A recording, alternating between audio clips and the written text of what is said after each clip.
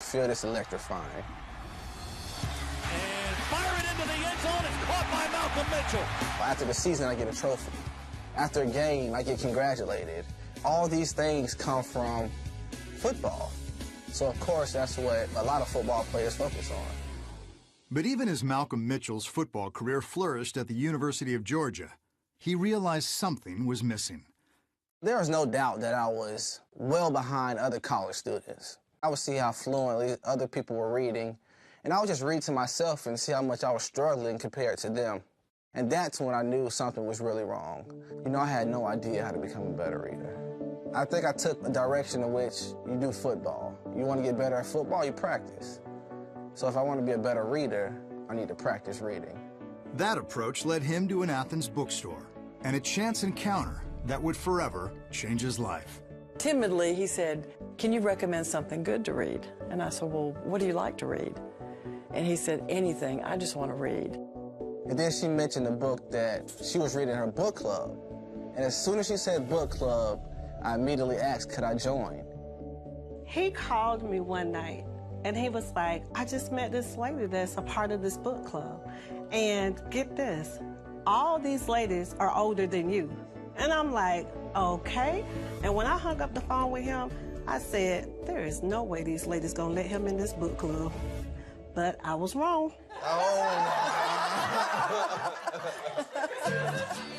When Malcolm's with us, he's one of us. We don't see him as being this young guy. You know, when I joined the book club, I never noticed that I was the only male. I never noticed I was the only African American. The only thing that mattered is the passion that we share for books, and that's it. Growing up, I didn't really read the Harry Potter's books, but I'm reading them now. And I can't read one and watch the movie. Book club was the first step in taking a journey that I never foreseen coming. And as time grew, I fell in love with writing.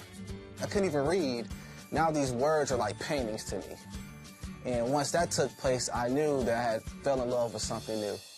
Soon, he took his love of books to the next logical step. And by his junior year, he was a published author.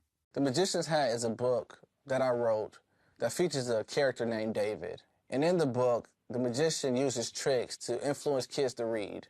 And through reading, they can accomplish all their goals. Before I knew it, he texted me one day and he said, you know, I'm gonna help change the world. And that's when he started his journey as being an advocate for reading.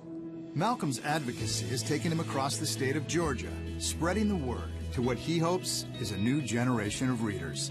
I'm not doing anything, said the magician. You are. Follow your dreams, and it will take you wherever you want to go. When I go to school visits and I see looks on those kids' faces, when I look in their eyes, they're just looking for hope, like we all do.